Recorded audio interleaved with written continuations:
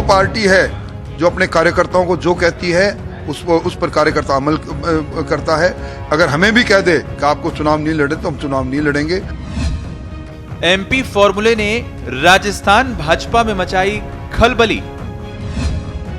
मध्य प्रदेश में 2 सूची जारी, राजस्थान में इंतजार। चर्चा में टिकट वितरण का एमपी फॉर्मूला। विधानसभा चुनाव में उतारे केंद्रीय मंत्री और सांसद। क्या राजस्थान में भी लागू होगा पड़ोसी राज्य का फॉर्मूला?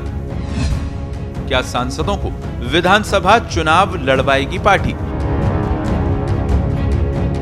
मध्य प्रदेश विधानसभा चुनाव के लिए भाजपा ने सोमवार को उम्मीदवारों की दूसरी सूची जारी कर दी है।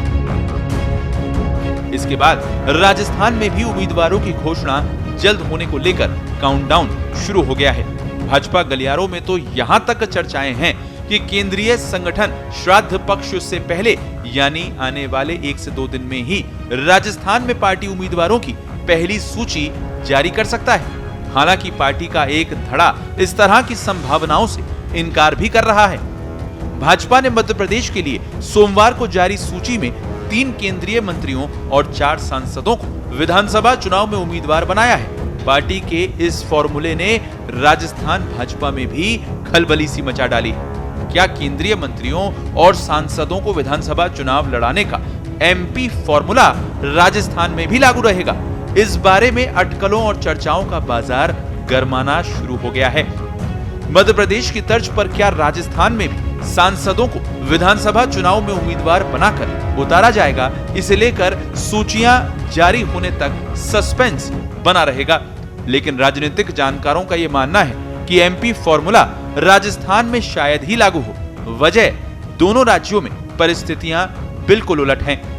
मध्य प्रदेश में जहां भाजपा अपनी सरकार बरकरार रखने के लिए विधानसभा चुनाव लड़ रही है, तो वहीं राजस्थान में सत्ता में परिवर्तन कर एक बार फिर से लौटने की जद्दोजहद में है।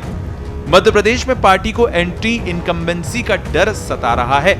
यही वजह है कि जिन सीटों पर पार्टी की स्थिति ठीक नहीं है, वहां केंद्रीय मंत्रियों और सांसदों को उतारा है। इसके पीछे पार्टी का मानना है कि दिग्गज चेहरे हार का सिलसिला खत्म कर देंगे। मध्य प्रदेश के अंदर हमारी पार्टी ने केंद्रीय मंत्री और सांसदों को मैदान में उतारा। ये वो पार्टी है जो अपने कार्यकर्ताओं को जो कहती है उस पर कार्यकर्ता अमल करता है। अगर हमें भी कह दे कि आपको चुनाव नहीं लड़े तो हम चुनाव नहीं लड़ेंगे। ये अनुशासनबद्ध कार्यकर्ताओं की जो पंच निष्ठाओं से जुड़े हुए अब एक एम के साथ काम करते हैं, उनकी पार्टी है। इस वर्ष के आखिर में प्रस्तावित विधानसभा चुनाव के लिए हर बार की तरह इस बार भी एक सीट पर भाजपा के कई नेताओं ने अपना दावा ठोका है। इनमें वो सीटें भी शामिल हैं जहां से राजस्थान के 3 केंद्रीय मंत्री और अन्य सांसद मूल रूप से आते हैं।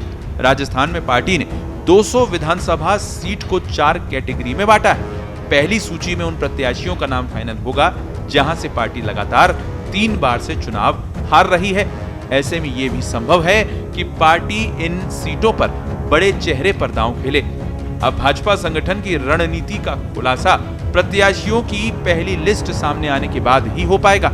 श्राद्ध पक्ष 29 सितंबर से शुरू हो रहे हैं, जो 14 अक्टूबर तक जारी रहेंगे। भाजपा सूत्रों की माने तो पार्टी इस अवधि के दरमियान उम्मीदवारों की सूची जारी नहीं करेगी। ऐसे में अगर ऐसा है तो पार्टी के पास श्राद्ध पक्ष शुरू होने से पहले यानी अगले 2 से 3 दिन ही बचे हैं। इसके बाद श्राद्ध पक्ष बाद ही एक के बाद एक सूचियां जारी होंगी। स्पेशल रिपोर्ट, पत्रिका टीवी।